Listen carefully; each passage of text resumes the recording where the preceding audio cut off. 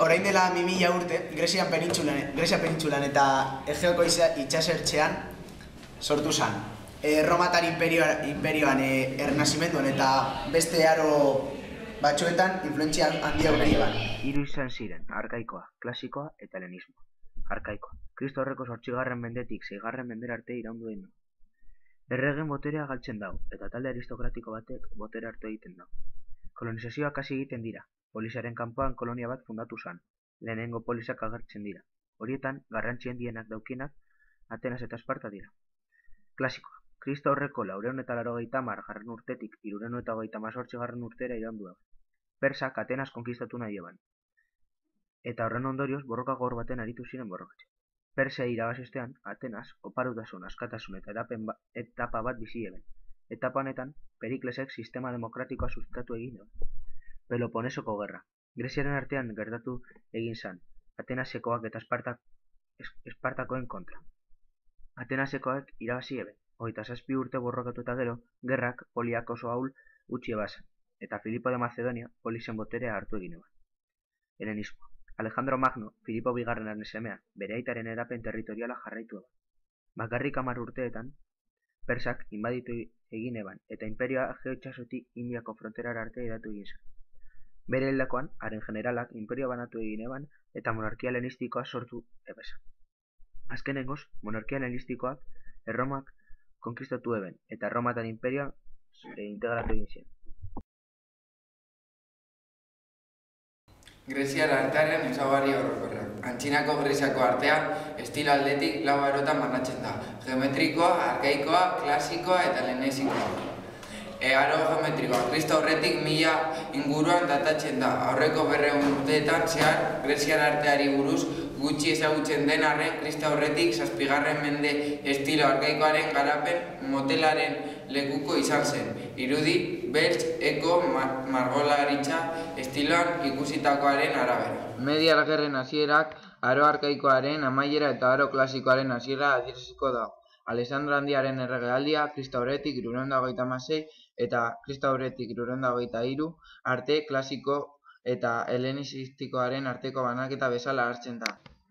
Benetan, baina, esen bateko transiziorik egon aro bat eta hurrengoaren artean. Arte forma ezberdinek erritmo ezberdinean evoluzionatu zuen Grezian munduko toki ezberdinetan. Eta edozein garaietan bezala, artistaren batzuk estilo berritzaileagoak elaboratu zituzten.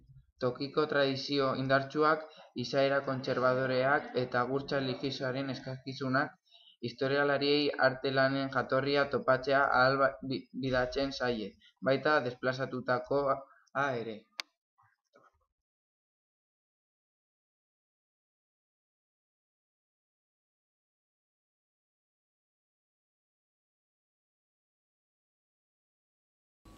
Greziar arkitektura. Antzinako Greziaren zibilizazioa garatu zuen arkitektura da. Kristo aurreko 776. mendetik lehenengo mendera arte garatu zen. Greziar zibilizazioa mende luzeetan garatutako eragin ugariz loratzen da. Eraikuntza sistema. Gizakiak eta naturaren arteko oreka Greziar kulturaren oinarrizko printzipioa zen. Oreka printzipioa hau dela eta Greziaren mitologian naturako elementu bakoitzari bere jainko bat zegokio. Greziar arkitektura naturarekiko oreka printzipio hau ageriko da.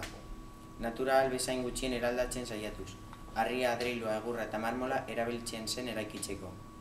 Metaketa. Arkitektura honen eraiketa printzipioa metaketa da. Hots eraikuntzaren elementuak bata bestearen gain jartzea, modu honetan ez ziren tentsio bereziak sortzen. Ataria, metaketaren aplikazio sistema arkitribatua da. Metodoen erabilpen sistematikoa abezutabe sistema ekarri zuen. Greziarrek bazekiten arkoak eta gangak eraikitzen, baina sistema hauek ez zituzten inoiz erabiltzen.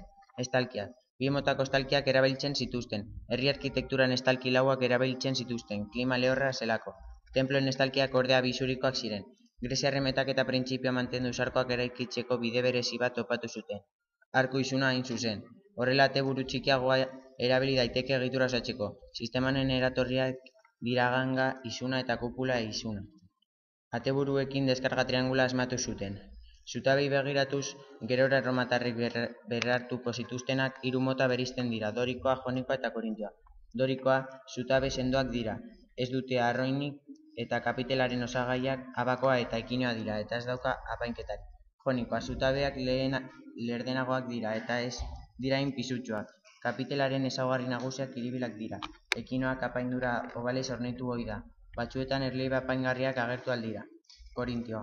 Dekorazio aspektu landuagoa ditu. Kapitela kantoz ostoz eta kiribilez apaindurik da.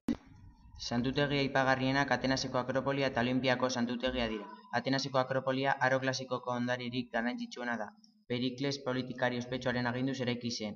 Pertsiarrek suntsitutako beste txikiago baten gainean. Eta Olinpiako santutegia Kronio mendiaren ondoan dago eta lehen joko olimpikoak egin ziren. Tenplu nagusiak Atenaseko Partenoia Erekteion dira. Atenaseko Partenoia Atena jainkosari eskainita dago eta dorikoa da. Antzinako Greziako monumenturik garrantzitsuena eta munduko eraikinik ederrenetako bat da.